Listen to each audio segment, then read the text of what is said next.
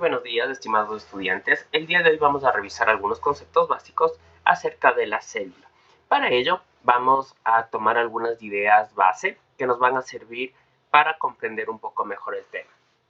Para esto, debemos comprender que la célula es la unidad más pequeña de la vida. ¿Qué quiere decir esto? Que básicamente la célula es el organismo último, por así decirlo, o primario, si lo queremos ver desde el otro sentido, donde se cumplen las características de la vida con todos sus elementos. Entonces, eso muy importante. Otra idea esencial es que todos los seres vivos están y estamos compuestos por millones y millones de células, cada una especializada en algún u otro componente que forman parte de nosotros. Entonces, el ser humano, como cualquier otro ser vivo, está compuesto por células. De igual forma, tenemos que comprender, y lo vamos a detallar más adelante, que hay dos tipos de células principales: células procariotas y células eucariotas. Y para finalizar, aquí les había preparado una pregunta donde nos menciona acerca de los organismos unicelulares. Los organismos unicelulares básicamente son estructuras de vida que no necesitan agruparse, por así decirlo, con otras células para realizar una función o establecerse como un mecanismo diferenciado de otra célula de vida. Aquí, por ejemplo, tenemos casos de bacterias, de algunas algas, donde una única célula compone parte de todo este elemento. Y de igual forma podríamos hablar de los virus, que en este caso existe mucho el debate científico si los virus pueden ser considerados como formas de vida o no, debido a que no cumplen con todas las características. De igual forma, ahí les traslado la pregunta a ustedes: ¿consideran que los virus podrían ser considerados como formas de vida a pesar de no tener todas las características? ¿Será que se los debe considerar así o no? Para el siguiente punto, vamos a revisar de forma muy básica cuáles son las partes de la célula. Primero, tenemos la membrana celular, que por así decirlo sería un equivalente a nuestra piel. Esta es una barrera protectora que controla todo lo que sale y entra de la célula, especialmente, o todo lo que tiene que ver con los componentes que luego se trasladarán o se convertirán en energía. Como siguiente punto tenemos el citoplasma, que es una sustancia donde ocurren las reacciones celulares, que básicamente es lo que dan energía a la célula y que expulse otros elementos. Entonces, si podemos ahí comparar de igual forma un poco, sería muy parecido a la sangre que tenemos en nuestro organismo. Tenemos el núcleo, que es el centro del control que tiene el ADN de la célula, y es básicamente un código, por así decirlo, que establece cuál es el tamaño de la célula, qué función tendrá y demás elementos. Como les había mencionado, vamos a ver diferencias entre células procariotas y eucariotas.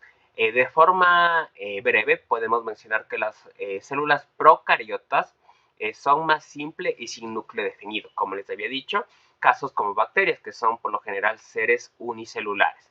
Y de igual forma tenemos las células eucariotas, donde ya son formas de vida mucho más complejas, con núcleo, con organelos, que pueden especializarse, como les había mencionado, y estas células son las que encontramos en formas de vida más desarrolladas, como pueden ser plantas, animales, hongos.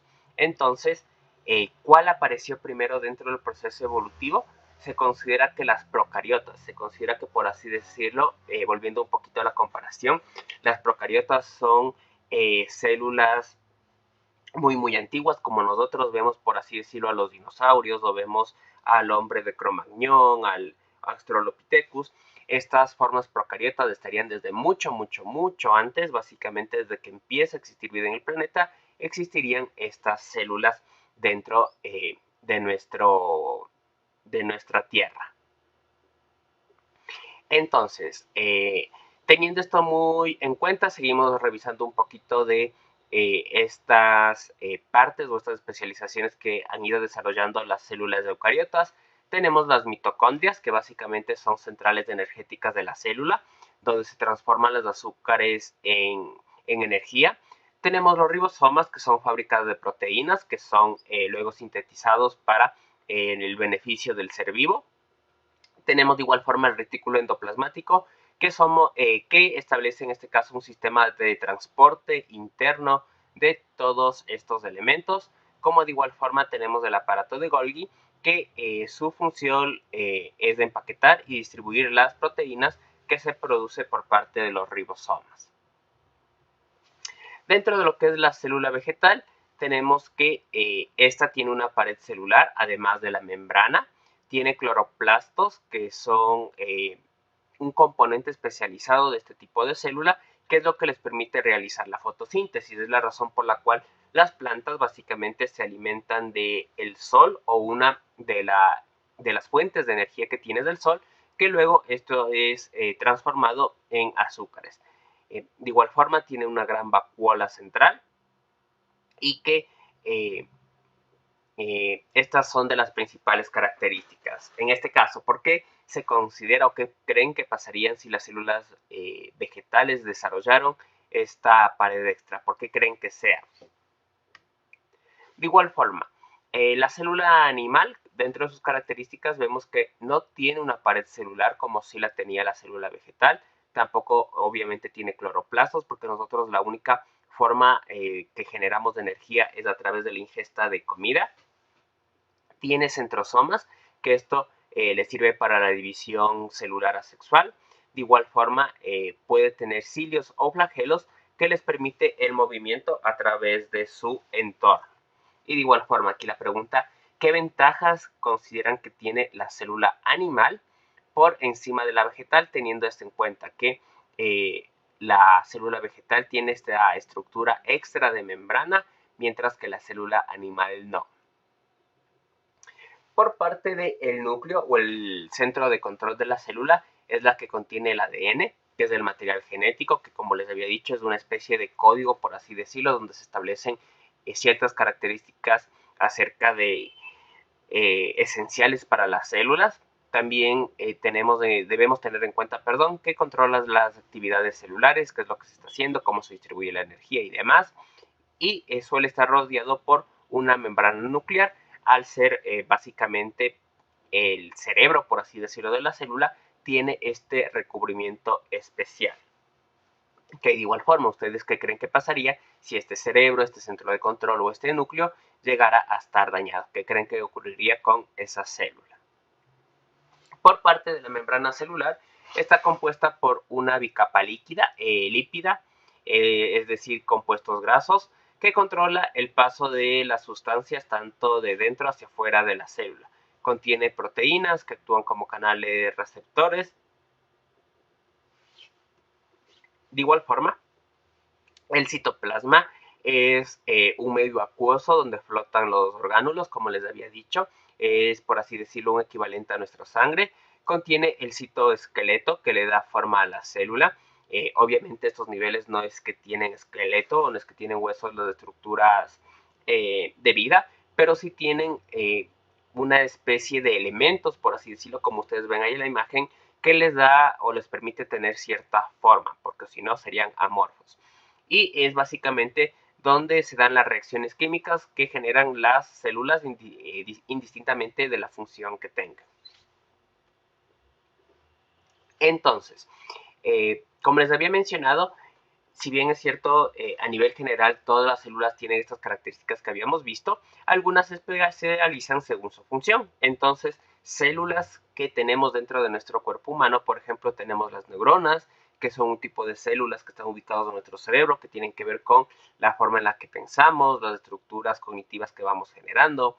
Tenemos de igual forma células musculares que nos permitirían desarrollar una mayor o menor aptitud física, fuerza, rapidez, agilidad.